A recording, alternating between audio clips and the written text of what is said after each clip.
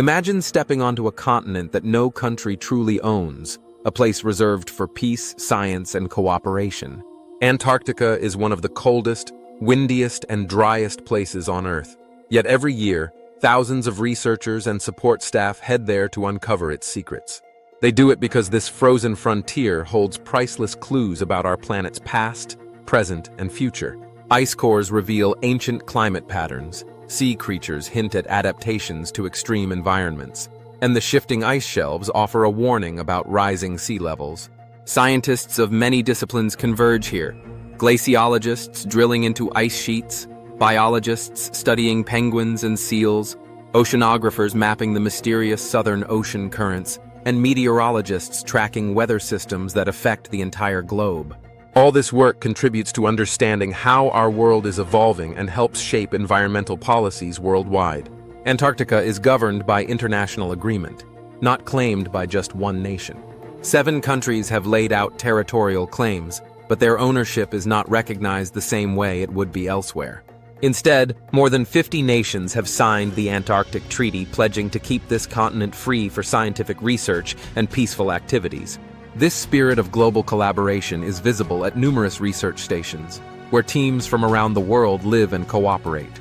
During the southern summer, around 5,000 people reside in Antarctica, working tirelessly even in the perpetual daylight. When winter arrives and temperatures plummet far below freezing, the population drops to about 1,000, many of them isolated for months in nearly total darkness.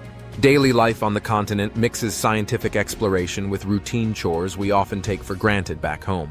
Researchers brave the harsh climate to gather valuable data, then return to heated modules to analyze their findings, cook meals, or repair equipment. Communication with the outside world relies on satellite connections, and weather conditions can ground flights or strand supply ships. This means everything from food to building materials must be carefully planned months in advance. Yet the camaraderie among station crews is legendary. They celebrate holidays, sometimes stage silly sports events on the ice, and even hold midwinter festivals to mark the coldest period of the year. Traveling to Antarctica can be done by sea or by air, each with its own brand of adventure. The most common route starts at the southern tip of South America. From Ushuaia, Argentina, ships cross the Drake Passage in about 2 days, granting passengers a taste of the wild Southern Ocean. Alternatively, flights from Punta Arenas, Chile, take a few hours and bypass the rough seas. Tourists often sign up for expedition cruises that offer landings on icy shores, visits to penguin colonies, and zodiac boat trips among towering icebergs.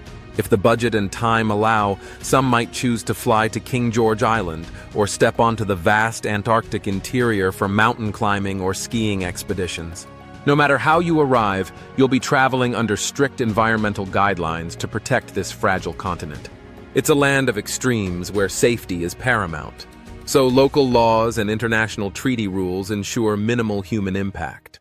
Scientists stay for varying lengths of time, from a few weeks to over a year, cycling in and out of different research stations. Some stations operate all year, hosting overwintering teams of mechanics, engineers, cooks, doctors, communication specialists, and, of course, scientists, all of them essential for the station's survival. The research they conduct helps the world foresee climate changes, track atmospheric patterns, and study ecosystems that can thrive only here. Discoveries in Antarctica often make global headlines, such as the detection of the ozone hole in the 1980s and continued surveillance of colossal glaciers that, if melted, could significantly raise sea levels. Despite the tough conditions, Antarctica still lures new generations of pioneers aiming to leave their footprint in one of the world's last unspoiled regions. It's a place that broadens human knowledge while igniting a sense of wonder. Standing on this continent of ice, gazing across frozen deserts under a surreal midnight sun, reminds us how vast and interconnected our planet can be. Antarctica belongs to everyone, and to no one, and its protection is a shared responsibility.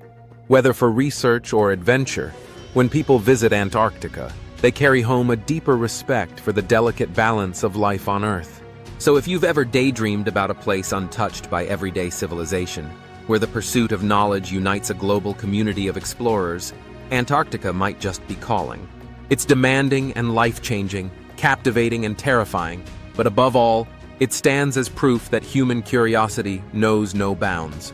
And in a world often divided, this frozen continent shows us the power of coming together to protect what's most precious: our planet.